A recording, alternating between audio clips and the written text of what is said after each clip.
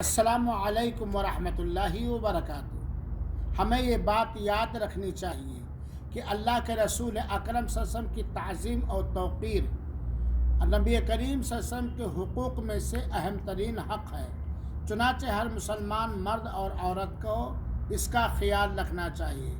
یاد رہے، جس طرح اللہ کے رسول اکرم صلی اللہ علیہ وسلم کی تعظیم ہمارے اوپر فرض اور واجب ہے، اسی طرح اللہ کے رسول اکرم صلی اللہ علیہ وآلہ وسلم سے ثابت صحیح حدیثوں کی تعظیم بھی ہمارے اوپر فرض اور واجب ہے۔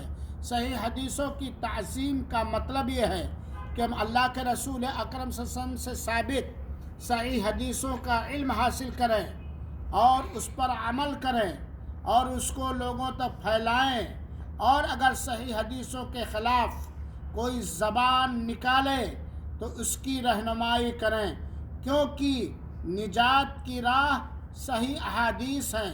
بنا صحیح احادیث کے قرآن مجید پر عمل ناممکن ہے۔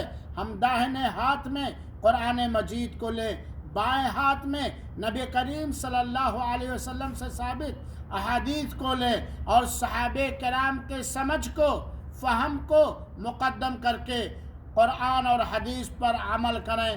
اللہ رب العالمین ہم سب کو قرآن و حدیث کی تعظیم کرنے والا بنائے، آمین۔ والسلام علیکم ورحمۃ اللہ وبرکاتہ۔